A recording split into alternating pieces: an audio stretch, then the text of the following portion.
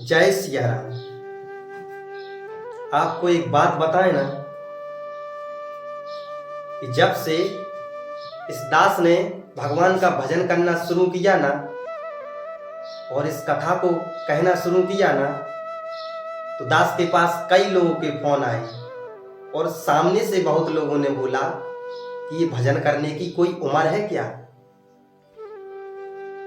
तो हमने कहा कब है उम्र आप बताइए। तो बोले कम से कम 60 साल की तो हो जाती। तो हमने कहा माई बाप आपके पास कोई लेखा लेखी है कि हम 60 तक जिंदा ही रहेंगे। जिस समय रघुनाथ जी की प्रेरणा हो जाए तभी से भगवान के भजन में लग जाओ। आपको एक अद्भुत कथा सुनाए ना हम। एक सेठ जी थे, बहुत गरीब घर से थे सेठ जी। सेठ जी को बहुत पैसा कमाने का शौक था।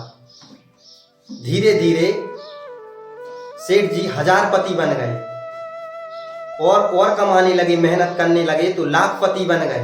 लाखपति के बाद सेठ जी करोड़पति बन गए और करोड़पति के बाद सेठ जी के पास इतना रुपया हो गया होना माई बाप कि जिसकी कोई सीमा नहीं है।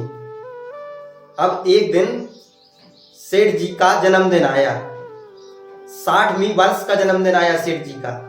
तो सेठ जी जन्मदिन मना रहे थे और जब जन्मदिन मना लिया तो उसके बाद सेठ जी अपनी पत्नी से कह रहे थे खूब पैसा कमा लिया है, सब कुछ हासिल हो गया है, बस अब कल से केवल भगवान का भजन करना है। जैसे ही सेठ जी रात को सोए ना तो यमराज के दूत सेठ जी को लेने आए और सेठ जी के ऊपर से रजाई उठाई।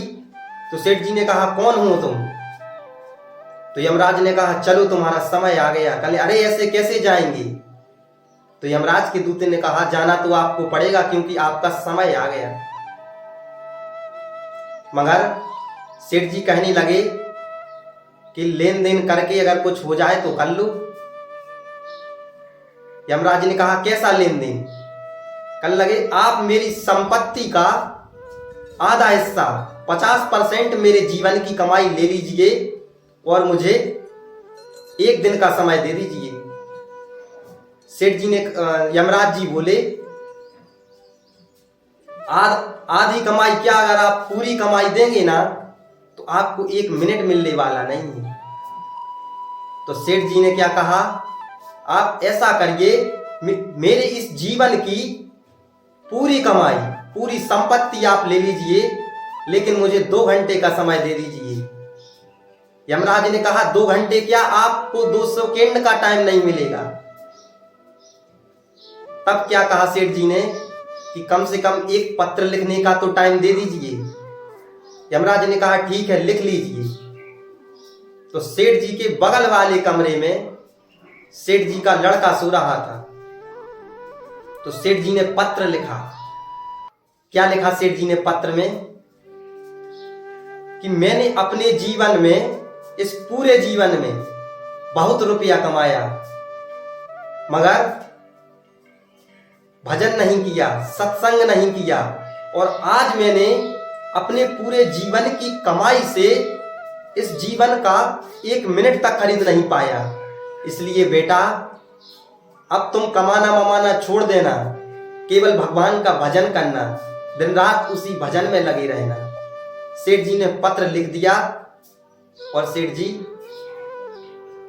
चले गए यमराज के साथ। इसीलिए माई बाप भजन करते रहिए, ये जीवन बार बार नहीं मिलता।